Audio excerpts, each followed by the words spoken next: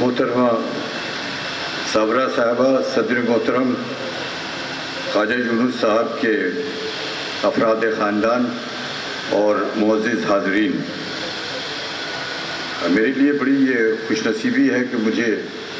آج اس جلسے میں حاضر ہونے کا شرف حاصل ہوا۔ لوگ اپنی اپنی باتیں کر رہے تھے، میرا بھی ان سے کافی پرانا رشتہ تھا، اور وہ گولہ گنج کا رشتہ یہ تھا کہ ایک طرف مرزا جعفر حسین صاحب وہاں رہتے تھے اور ایک طرف ہمارے استاد محترم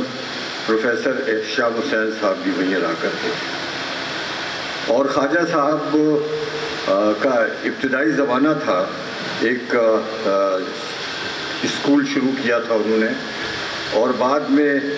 حکومت نے کچھ ذمہ داری مجھے دی، تو میرا ان کا آنا جانا اور ان کا رشتہ جو ہے وہ اور زیادہ مضبوط ہو گیا۔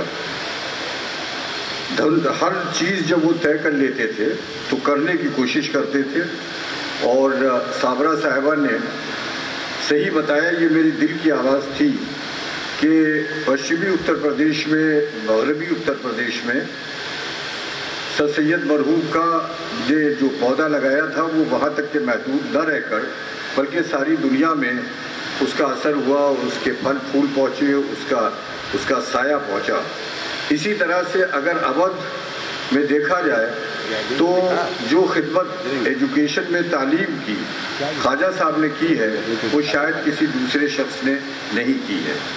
اور جو میں نے کہا تھا کہ یہ اودھ کے اور سینٹرل اتر پردیش کے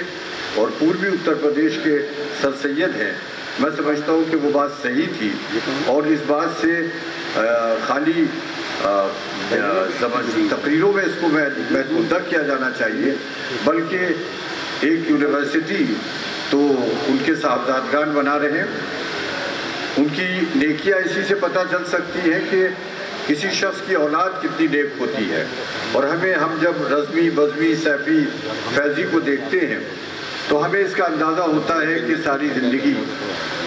کتنی نیک طریقے سے، کتنی لگن سے انہوں نے قوم کی خدمت کی، لوگوں کی خدمت کی، اور کسی ایک ملت یا کسی ایک مذہب والوں کی نہیں بلکہ سارے لوگوں کی انہوں نے خدمت کی۔ ایسے موقع پر ہم ان کو خراج عقیدت پیش کرتے ہیں۔ ان کے لیے تو ایک نہیں کئی سیمینار ہونا چاہیے، اور ان کی زندگی کے مختلف پہلوؤں پر ان پر روشنی ڈالی جانا چاہیے۔ میں سمجھتا ہوں آج کی یہ جو نشست ہے، آج کا جو جلسہ ہے، اس میں ہم اپنے جذبات اور اپنی عقیدت کا اظہار ان سے کر رہے ہیں، اور خواجہ صاحب کی طرح کے لوگ بہت مشکل سے پیدا ہوتے ہیں۔ ہمیں امید ہے کہ جو ترقی کا راستہ تعلیم کے ذریعے سے کھلتا ہے، جو ترقی کے دروازے تعلیم کے ذریعے سے کھلتے ہیں، اور جس میں خواجہ صاحب کا جو کنٹریبیوشن ہے، یوگدان ہے، اس کو کبھی بھلایا نہیں جا سکتا۔ اس میراث کو اور اس سلسلے کو ان کے صاحبزادگان قائم رکھیں گے، اور ہم ان کو یہ یقین دلاتے ہیں کہ جب بھی، کبھی بھی، کسی وقت بھی، کسی طرح کی بھی کوئی ضرورت ہوگی تو ہم لوگوں کو وہ پیچھے نہیں پائیں گے، بلکہ ہمیشہ ہم ان کی مدد کرتے رہیں گے۔ ان الفاظ کے ساتھ میں ایک بار پھر خواجہ صاحب، جو ہمارے دوست بھی تھے، بھائی بھی تھے، اور تھوڑا سا ہم سے عمر میں بڑے بھی تھے، اور بہت پرانا ہمارا ساتھ تھا، ان کو خراج عقیدت پیش کرتا ہوں۔ شکریہ۔